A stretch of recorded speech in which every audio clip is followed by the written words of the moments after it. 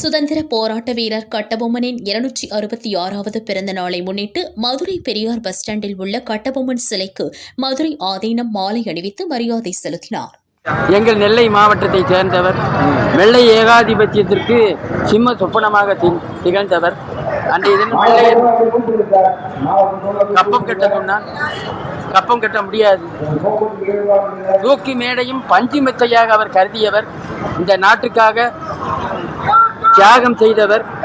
இன்றைய தலைமுறையினர் அதனை கடைபிடிக்க வேண்டும். பிறந்த நாள்ல நீங்க கேட்கத்தான் வெட்டுறான்.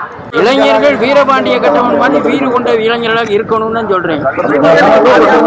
பெண்களுக்கு பாதுகாப்பு இல்லைன்னா பெற்றோர்கள் தான் பெண்களை வந்து பாதுகாப்பா எல்லாமே அரசாங்கம் செய்ய முடியாது.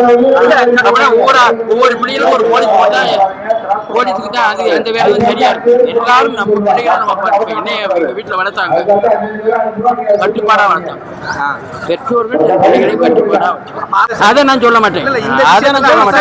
பெற்றோர்கள், ஆசிரியர்கள் இவங்க பிள்ளைகளை நல்ல கட்டுப்பாடா பள்ளிக்கூடத்துக்கு அனுப்புறது. எதுக்காக பள்ளிக்கூடத்துக்கு அனுப்புறது? ஒழுக்கத்தை கட்டுப்பாடு பள்ளிக்கூடத்துக்கு.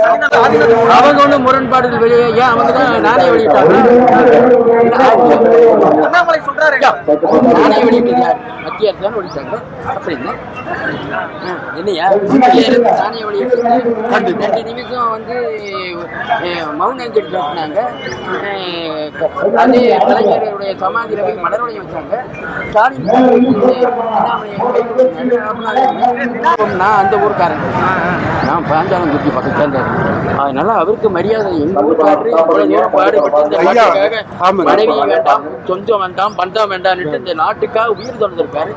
அதில் இளைஞர்கள் மத்தியில தேசபக்தி வேணும். கறந்து வச்ச பாலை கூட, கறந்த பாலை காகம் முடியாது, கட்டபொம்மன் பேரை சொன்னான்னு அப்பேற்பட்ட மாவட்டம் நெல்லை மாவட்டம்.